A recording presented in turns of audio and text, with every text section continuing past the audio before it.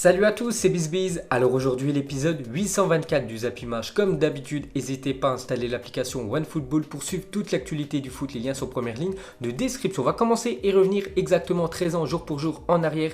Et l'une des images les plus tristes de l'histoire du football français. Donc c'était la finale perdue de l'équipe de France contre l'Italie. Donc c'était un 9 juillet, le 9 juillet exactement 2006. Et surtout le carton rouge pris par Zinedine Zidane à cause de Marco Materazzi. Parce que ce qui paraît, il aurait insulté tout simplement sa sœur à Zidane. Donc Zidane aurait pété un câble, c'est pour ça qu'il lui a mis un coup de boule.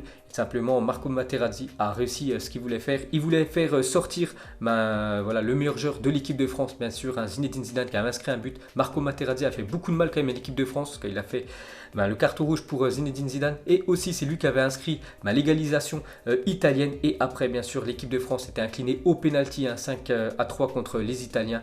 Donc, c'était il y a 13 ans, jour pour jour.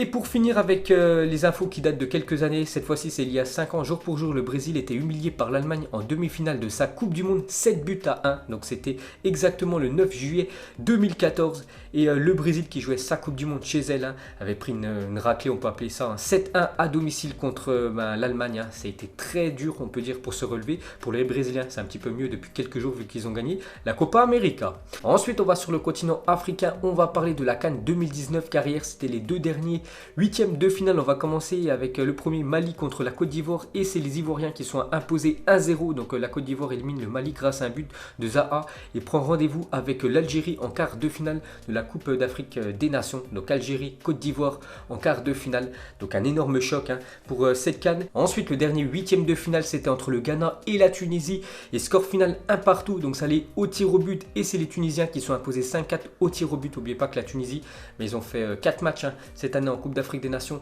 Les 4 matchs sont clôturés quand même sur un match nul parce que les 3 matchs de phase de poule c'était 3 nuls. Mais bon, ils passent un tour et ils affronteront Madagascar en quart de finale. Ensuite, pour revenir sur cette affiche, donc 73e minute, la Tunisie ouvre le score face au Ghana 1-0. 90e minute, donc le match était gagné pour la Tunisie. Donc Bedoui entre en jeu pour la Tunisie et 2 minutes plus tard, ce même joueur qui vient juste de rentrer en cours de jeu, tout simplement, il marque un but contre son camp. Donc pas de chance pour ce joueur tunisien. Et pour finir avec la Tunisie, donc le choix payant de Giresse qui a choisi de changer de gardien avant la séance de tir au but, donc à la fin de la prolongation à la 118e minute. Donc il a changé de gardien parce que peut-être ce gardien tunisien est plus expérimenté que le gardien qui a gaulé tout le match pour la Tunisie. Et ça a porté ses fruits parce que tout simplement il a fait un arrêt et a permis à la Tunisie d'aller en quart de finale. Ensuite, un petit coup d'œil cette fois-ci aux affiches des quarts de finale de cette CAN 2019. Donc ça commencera demain. Donc déjà, il y aura Sénégal contre le Bénin, Madagascar contre la Tunisie, Côte d'Ivoire contre l'Algérie. Donc pour moi, c'est quand même le choc de ces quarts de finale.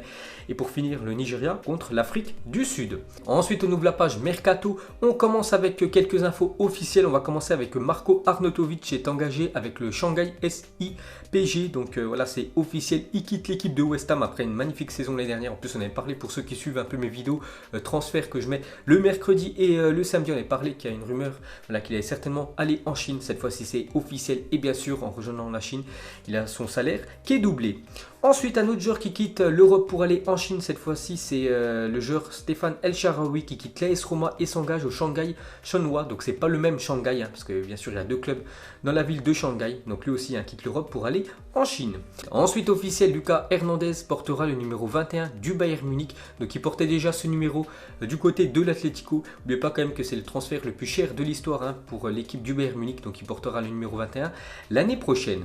Ensuite, officiel, Youri Tielemans quitte l'AS Monaco et s'engage pour 4 ans avec Leicester contre 45 millions d'euros. On a parlé hier que c'était une rumeur qu'il allait certainement enfin signer son contrat définitif avec l'équipe de Leicester. Et ça a été officiel hier dans l'après-midi. Donc 45 millions d'euros dans les caisses de Monaco. Et n'oubliez pas que l'année dernière, il l'avait acheté pour 23 millions d'euros. Donc il le vend tout simplement le double de son prix. Et c'est tout bénef pour le club de la Principauté.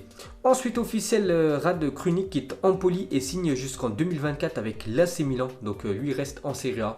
Il va dans la grande équipe du Milan AC.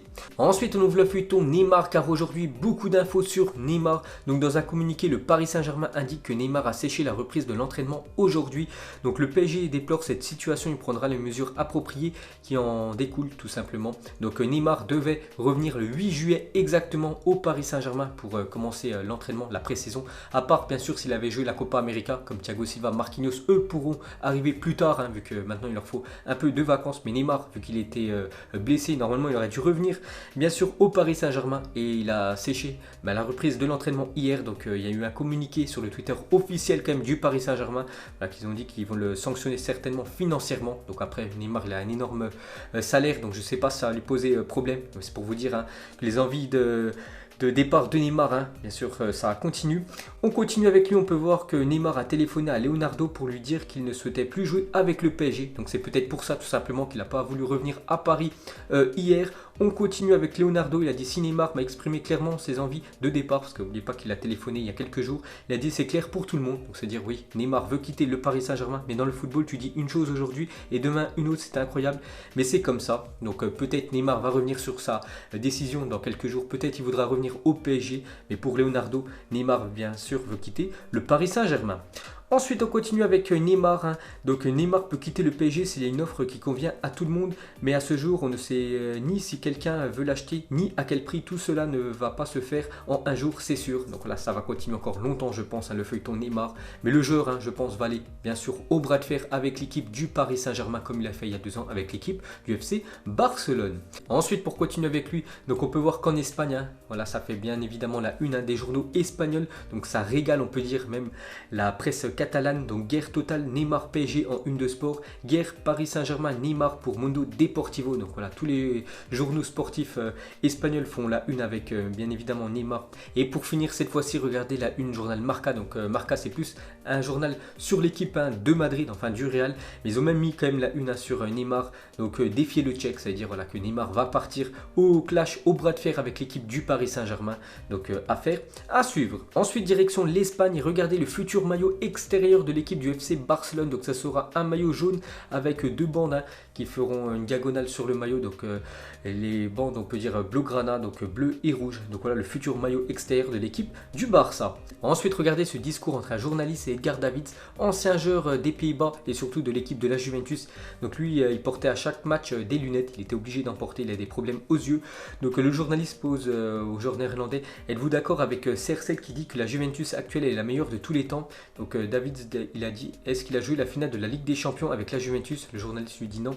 Donc vous avez la réponse. Donc le petit clash, le petit pic envoyé de Edgar Davids à Cristiano Ronaldo.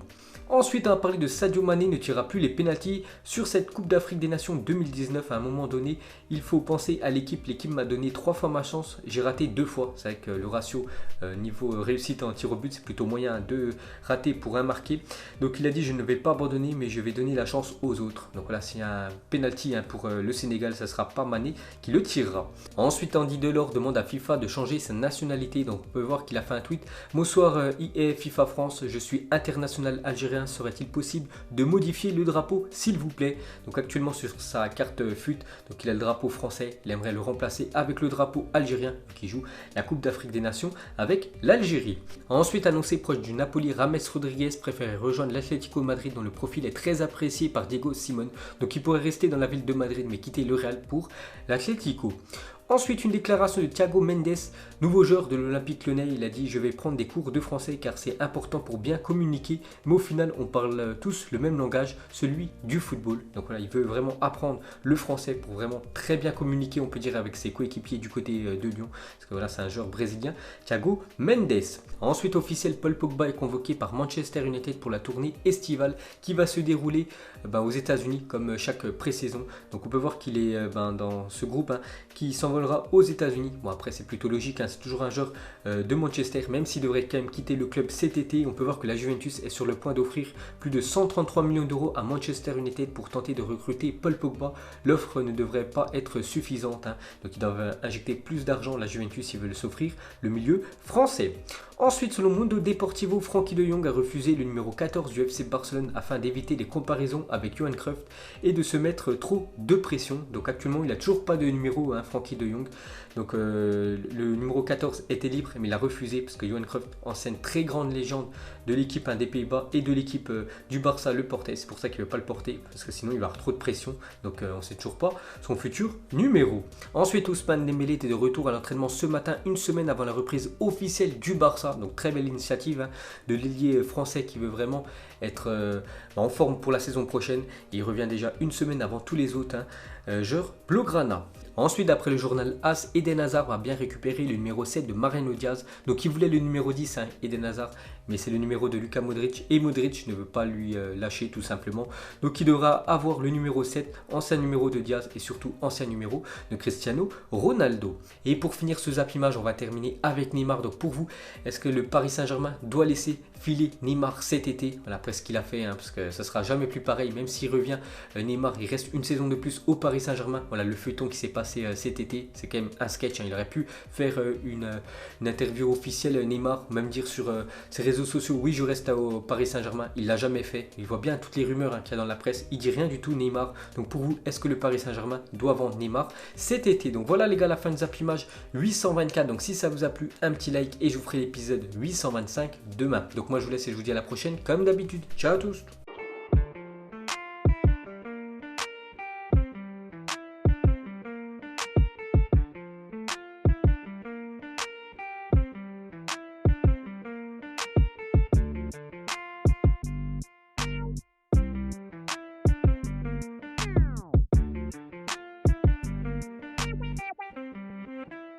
Non-committal.